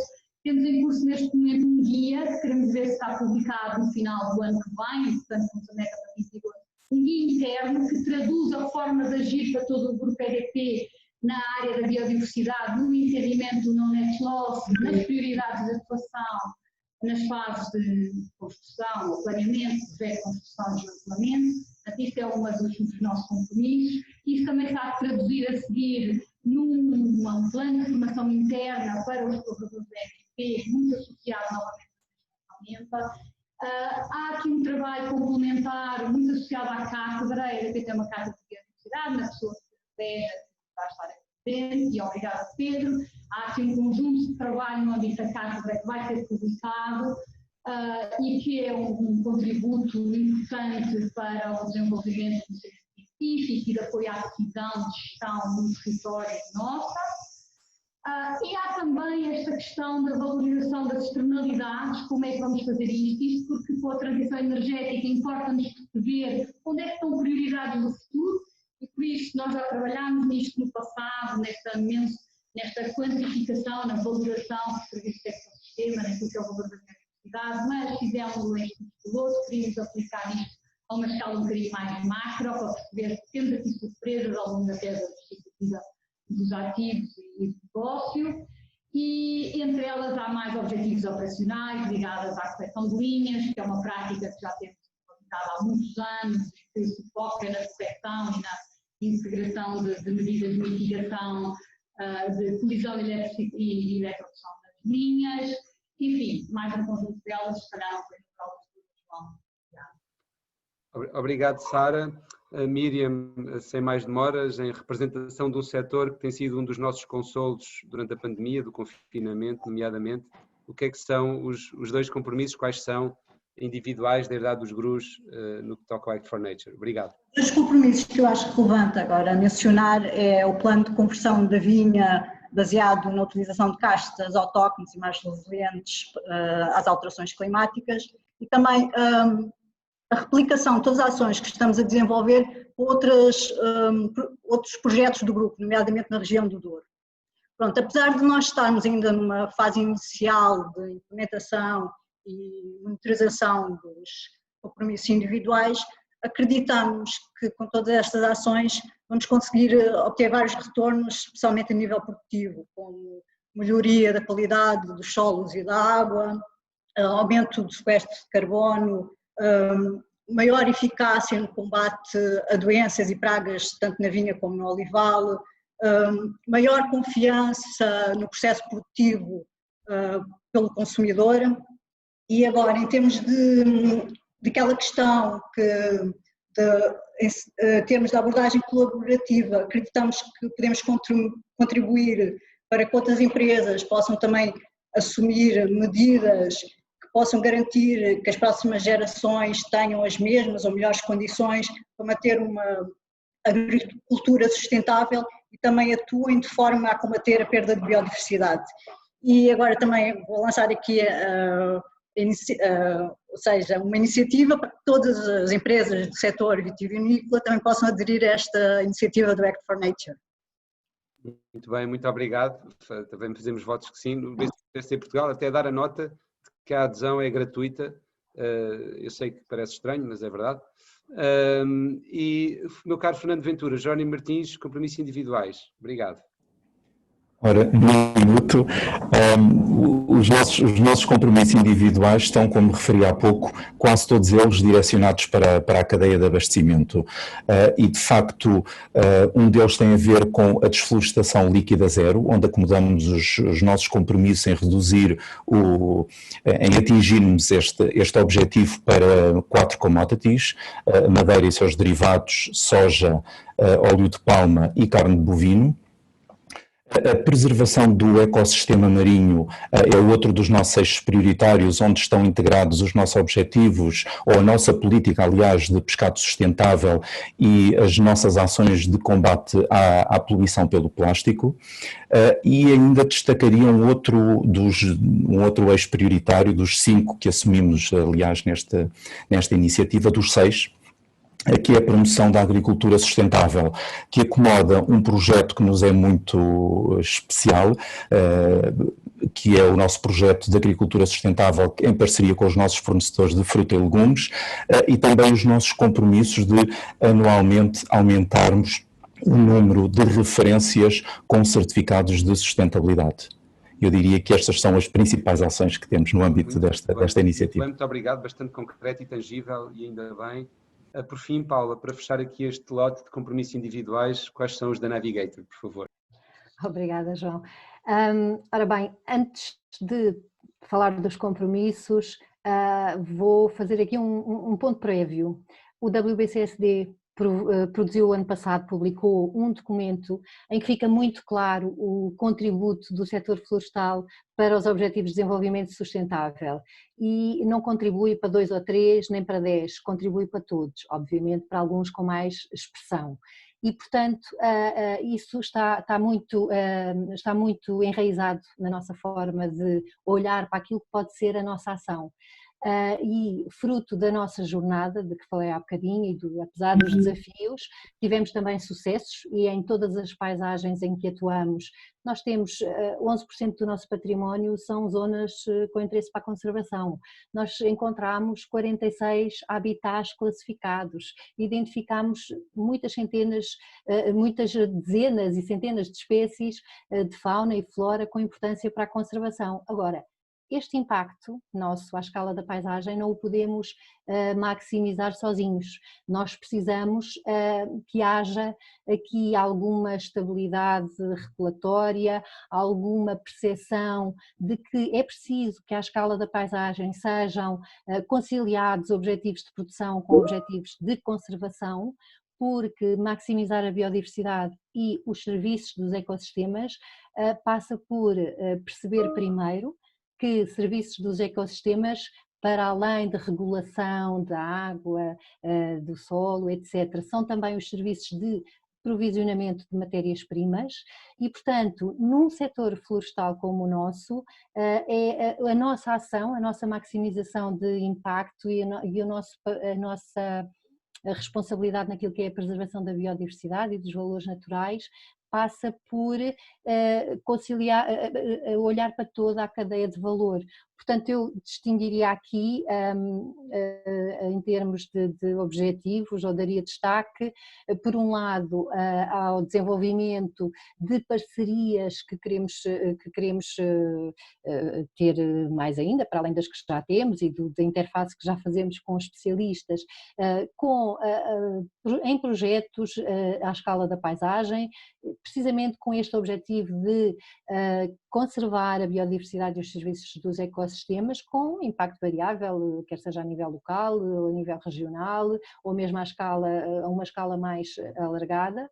Portanto, aqui as parcerias que envolvam academia, organizações não governamentais e mesmo autoridades, eu acho que é fundamental para que haja esta percepção de como a uma escala da paisagem podem e devem estar presentes todos estes objetivos de gestão e essa gestão agregada, que é a única forma de se fomentar a criação de valor sustentável. E valor sustentável pressupõe futuro, pressupõe perenidade, no sentido de satisfação também de necessidades não só do planeta, mas da sociedade, e portanto o setor florestal, com os seus produtos, com as matérias-primas que oferece e que podem ser um excelente substituto de matérias-primas de origem fóssil, que podem dar um contributo fundamental para a bioeconomia e para uma bioeconomia que também se quer circular,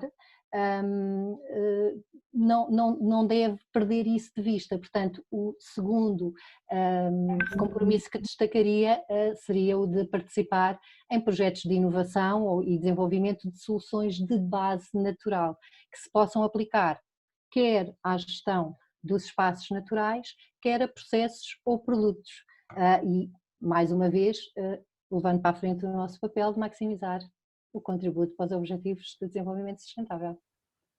Muito bem, Paula, que são assim uma espécie de farol, obviamente, para todos nós, os ODS. Bom, nós já estamos para lá da hora do debate, ou seja, já não temos tempo para o debate, eu tenho imensa pena porque assim seja, de que assim seja, perdão, estava aqui a ver umas mensagens a chegarem no chat.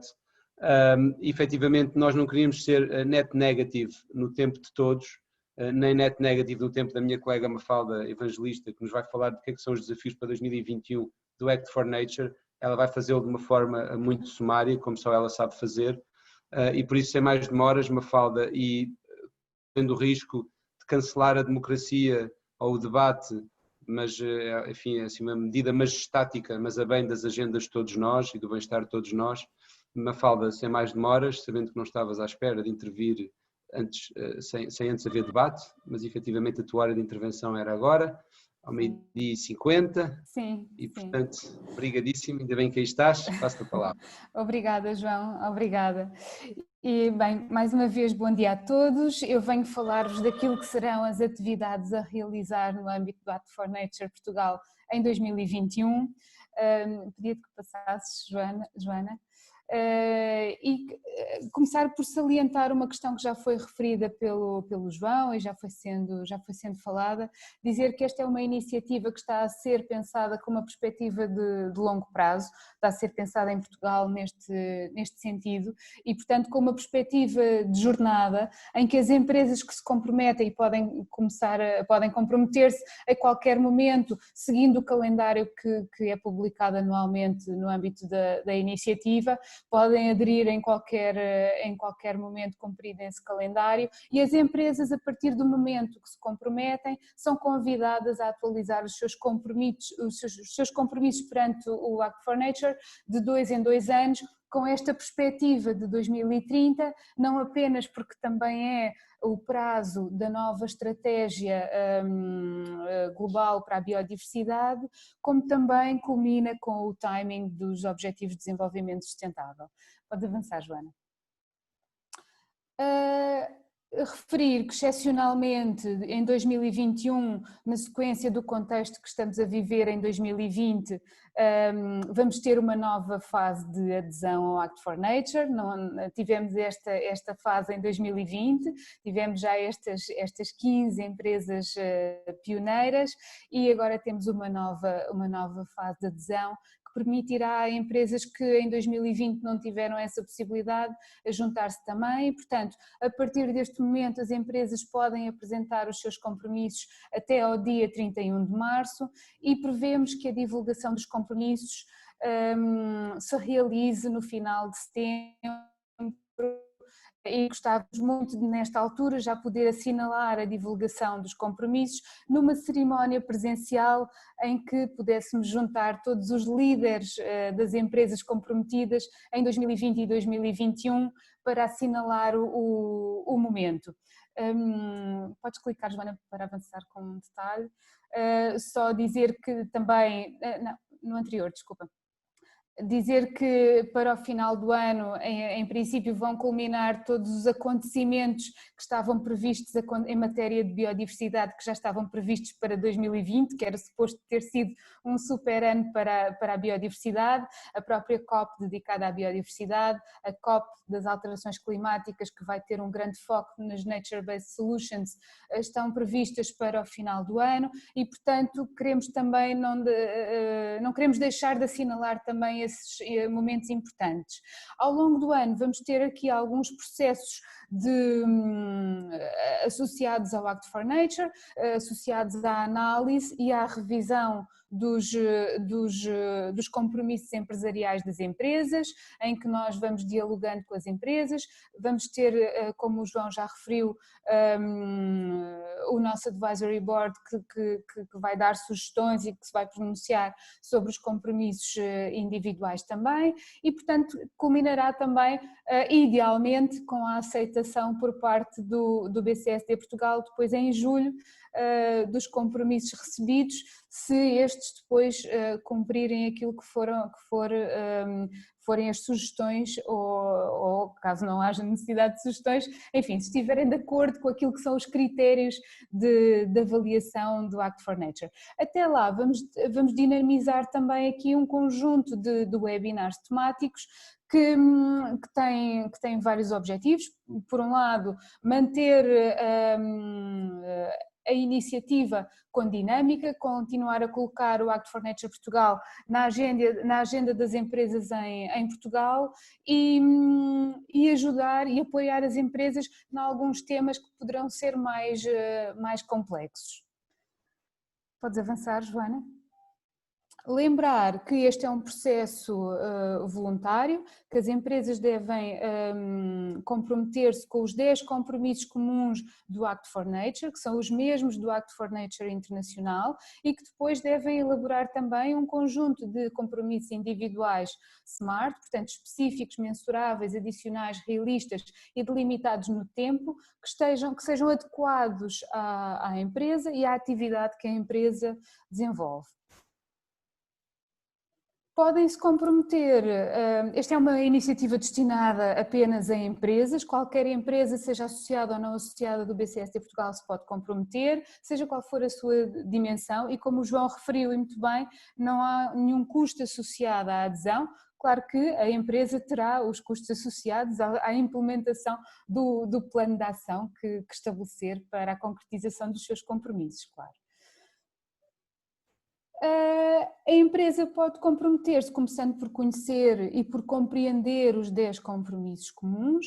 Depois, a etapa mais complexa, e por isso é urgente começar desde logo e conhecer o contexto em que a empresa se encontra relativamente à biodiversidade e aos serviços dos ecossistemas, identificar os impactos e as dependências e preparar um plano de ação para a biodiversidade. Parece simples, mas não é assim tão simples e, portanto, convém começar desde logo. E depois a empresa deve estabelecer os seus compromissos individuais, como eu já referi, alinhados com a atividade da empresa, assinar e enviar os 10 compromissos comuns e os compromissos individuais para o BCST Portugal, os quais serão aqui na etapa 5 depois analisados e revistos pela equipa do BCST Portugal e pelo Advisory Board, e depois teremos a etapa de divulgação dos compromissos individuais. Para terminar, e não me quero alongar mais, porque já faltam mesmo dois minutos para terminarmos, deixar-vos aqui aquilo que são as principais etapas de um processo como este, e deixar-vos aqui exemplos de algumas ferramentas que as empresas têm ao seu dispor para as ajudar neste processo, para dizer que as empresas não estão sozinhas. Já há muitos especialistas a trabalhar este tema, muitas organizações em todo o mundo a trabalhar este tema, portanto deixo-vos aqui algumas ferramentas. Estes são apenas alguns passos possíveis a dar por parte de uma empresa, mas que deve começar sempre por conhecer a sua relação com a biodiversidade, perceber que atividades da empresa, como é que a empresa está a usar e a interferir com a biodiversidade, identificar muito bem os impactos e as dependências, fazer o mapeamento desses impactos e dependências, estabelecer aqui no ponto 3 o nível de ambição e depois, enfim, isto segue um ciclo, ano após ano, isto vai seguindo um ciclo de melhoria contínua que a maioria das empresas já conhece e com a qual está familiarizada. E, portanto, eu termino aqui, só lembrar que estaremos a partir deste momento a receber, abertos para a recepção de compromissos até ao dia 31 de dezembro. Resta-me agradecer a todos, agradecer também em particular a estas empresas pioneiras que desde o primeiro momento não quiseram deixar de participar nesta iniciativa.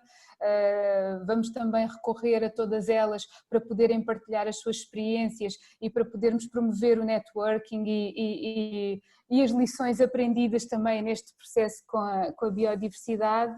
E reiterar aquilo que também já foi dito, de convidar outras empresas, seja qual for o seu setor de atividade, a juntar-se e a entrar em contacto connosco para qualquer questão. Muito boa, Mafalda, João. Impecável. Só uma nota de pormenor, de rodapé, dizer ao Jorge Polido-Valente que nós responderemos à questão das cooperativas, mas também reiterar aquilo que disse a Mafalda, agradecer a todos que participaram nesta sessão, desafiar todas as empresas que ainda não fazem parte do Act for Nature a fazerem o mais cedo possível, a não esperar pelo fim da década. Enfim, cá estaremos em 2021, boas festas, boas entradas, até breve. Um abraço.